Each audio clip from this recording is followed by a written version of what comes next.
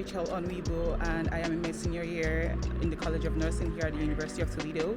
And today I'm going to be taking you on a tour of our Interprofessional Immersive Simulation Center. I'm currently on the first floor where we have some theaters as well as some learning suites. We also have this sign-in station where you will be able to sign in for your assigned simulation and training. But next we'll be going up to the second floor, which is where most nursing students know. Okay, this is the labor and delivery room on the second floor.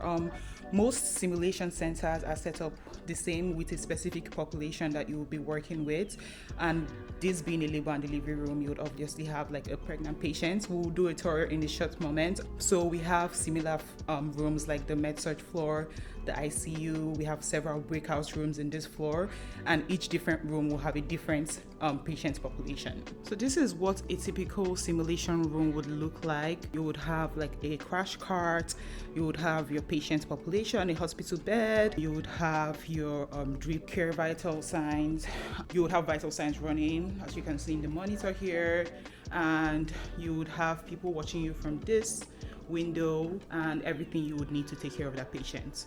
Now, the fun part about simulation is how immersive it is.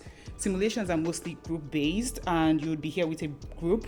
Most of these mannequins can talk to you, they can look at you. So these mannequins can talk to you, they can blink. As you can see, this mannequin is currently blinking, and they have active vital signs on this monitor. This is the labor and delivery room as mentioned. So this is a pregnant patient. You can see the belly bump right here. So SIM, as we like to call it, is an excellent way to practice your nursing skills. It's very immersive, as I mentioned earlier, so you can practice those nursing skills on a mannequin instead of on a real life patient, and get feedback on what you're doing wrong or where you can go right, or what you can be doing better in that case. So during each simulation, your group would be giving the patient information, their physical and history, what the pertinent problem is, and you'd be giving some medical orders to do. So like to start an injection, to run a fluid, to take their vital signs, things like that. And it is your job as nursing students to use the skills you've learned so far in your classes and your labs to figure out how to get these patients back to baseline.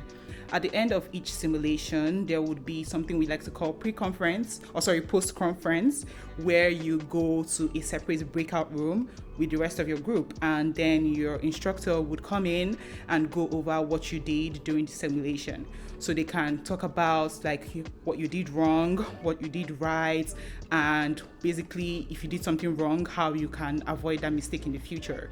As I said, it's a great way to practice your skills. You don't have to worry about hurting anybody. I mean, you want to go into simulation with the thought of taking care of a patient, like a real life patient, but at the same time, you have that safety net, kind of, so that if you do something wrong, it's not a real life patient, and you can learn from it in a learning situation where you won't be exactly penalized. Okay, and that's it about the Sim Center, everyone. Thank you so much for coming on this tour with me. I hope I was able to show you some really interesting things, and go Rockets.